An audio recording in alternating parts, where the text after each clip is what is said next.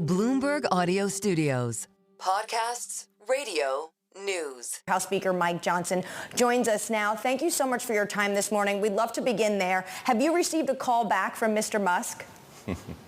Yes, Elon, look, Elon's a good friend. We texted late last night. We're going to talk this morning. I just want to make sure that he understands what I think everybody on Capitol Hill understands. This is not a spending bill, my friends. This is a budget reconciliation bill. And what we're doing here is delivering the America First agenda. This is all the president's priorities and all the priorities of the Republican Party. Everything we promised the American people, that is what we are delivering with this piece of legislation. And the reason we're using the reconciliation process is because that is the only way to get around the 60-vote threshold in the Senate. Everybody probably recognizes Chuck Schumer and the Democrats are in no mood and not going to be helpful in delivering President Trump's agenda for the people. We have to do it this way.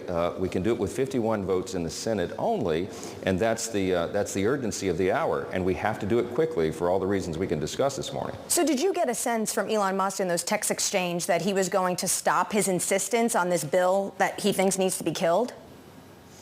He seems pretty dug in right now, and I can't quite understand the motivation behind it, but I would tell you that what we're delivering in this bill is not only historic tax cuts, but historic savings as well.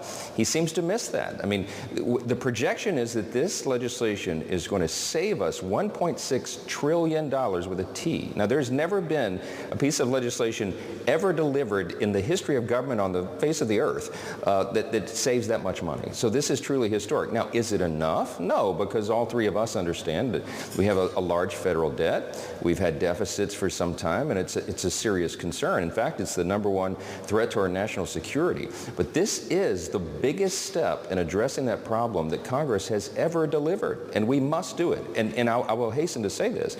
I've told Elon and tell everyone, this is the first of a series of steps that we will take to bring that debt under control. But you can't turn it on a dime. It took us decades to get into this situation. So we have to do it incrementally, and this is a huge step forward in that endeavor. What's the driving force behind Elon Musk's problems with this bill? Has he asked you directly to potentially keep the electric vehicle benefits we saw under the Inflation Reduction Act of the Biden era into the bill?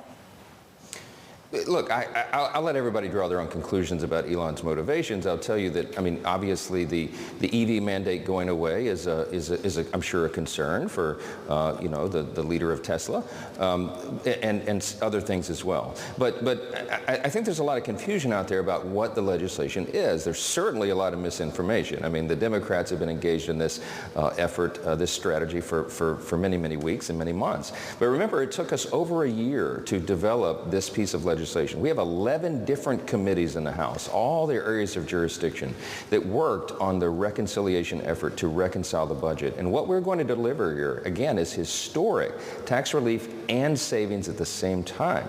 If we do not get this bill done, the tax cuts of 2017, the Tax Cuts and Jobs Act, will expire at the end of December. Every American will receive the largest tax increase in U.S. history all at once. It would be devastating for the economy.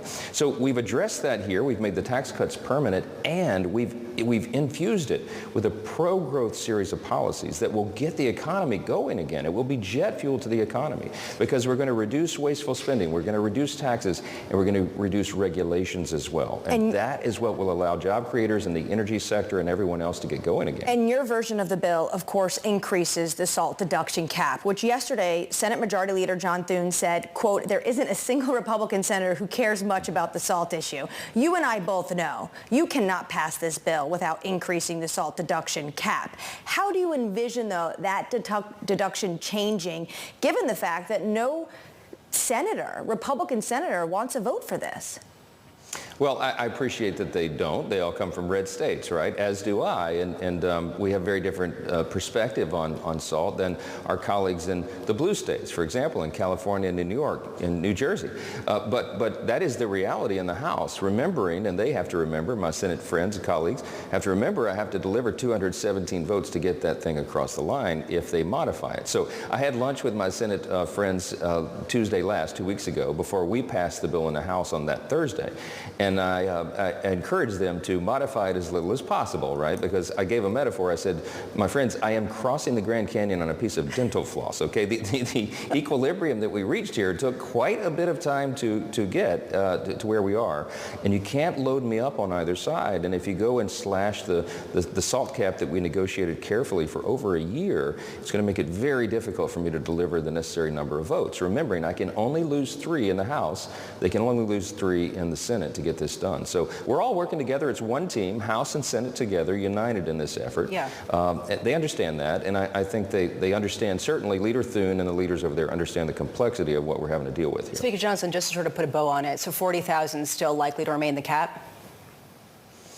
That's what we negotiated here, and I'm certainly trying to hold to that number. And look, we've paid for it. I think we've got it worked out in all the math and the legislation, and I think it's something that I know they're not in love with it, but I certainly hope they'll tolerate it so we can maintain our vote tally over here. Speaker Johnson, as you walk that piece of dental floss over the Grand Canyon, there is this question of how the bill is currently being used, whether it's for budget negotiations and budget reconciliation over the next decade, or whether it's to negotiate trade agreements.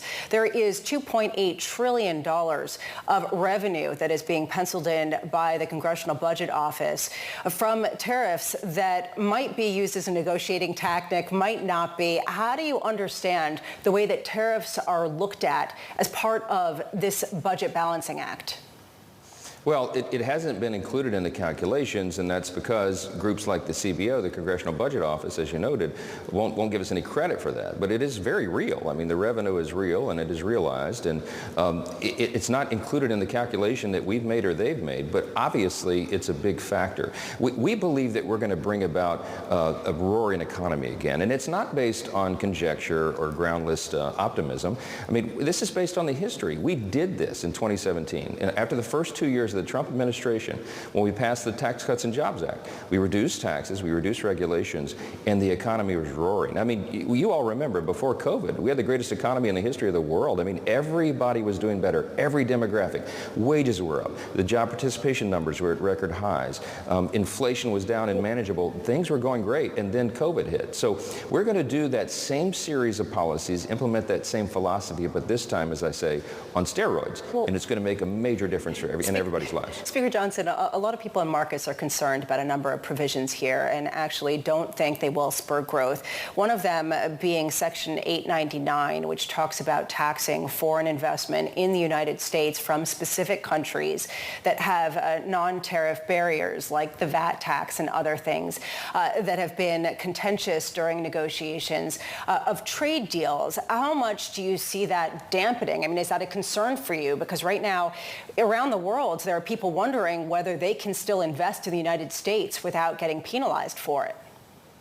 Yes, look, there's a complexity to the tariff negotiations. I mean, we tip our hat to the White House, and the president's strategy is working. As you know, there's more than 75 countries renegotiating their trade agreements right now, finalizing that even as we speak.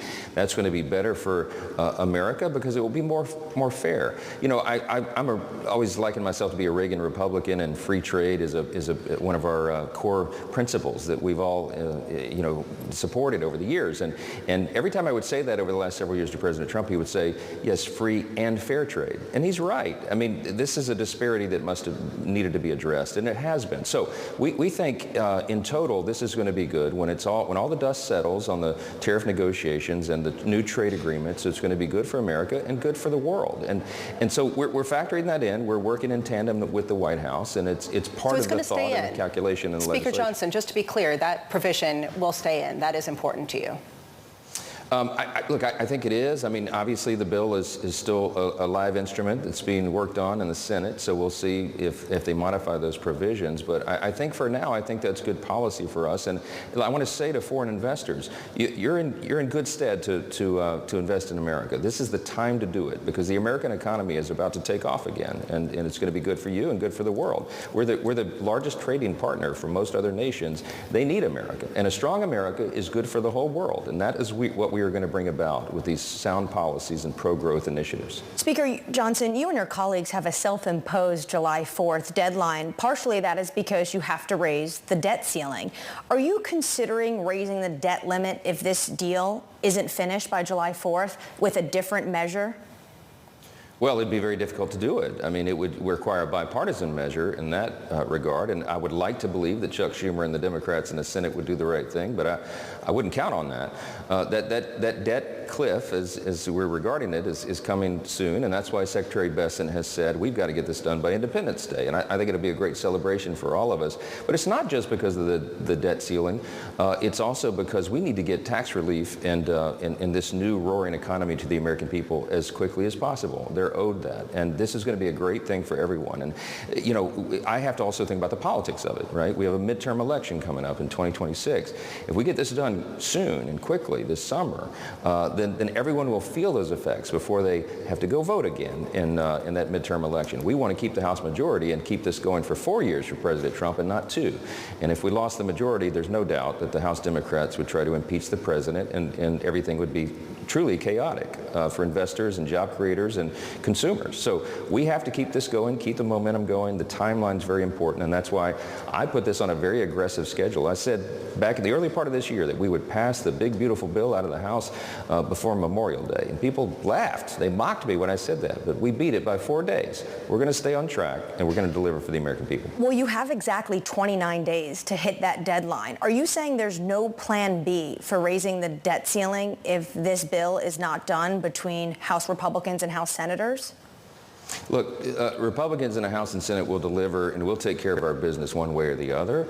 But I'm just telling you, the smartest and most efficacious way to do this is to stay on this schedule and deliver for the people. And that's what we're doggedly determined to do. We're laser focused on it. And if we take our focus off of that, then the strategy doesn't work. So I'm telling you that we are working on that regard. Leader Thune and I are in constant communication. He understands that deadline as well. The Secretary of the Treasury and the NEC and all the leaders in the White House and the administration understand that. So we're going to get it done. Speaker Johnson, how closely are you watching the bond markets right now, given the fact that we've seen a real sense of concern, particularly in longer duration U.S. Treasuries? We watch it closely. Look, I really do believe that delivering this historic legislation is going to be critically important for a lot of reasons, not the least of which is that Congress can send a very important signal to the bond markets, to the stock market, to investors everywhere, that we're very serious about this, not only in getting the U.S. economy roaring again, but also in addressing the long-term debt. And I think that's an important thing for everyone to understand. We have a strategy that's a multiple steps, as I said, multiple step strategy to address this over the next year, 2 years, 3 years. And we're going to get the U.S. economy back on sound footing. We're the party of fiscal responsibility, and you'll see that demonstrated day after day here. House Speaker Mike Johnson, thank you so much for being with us.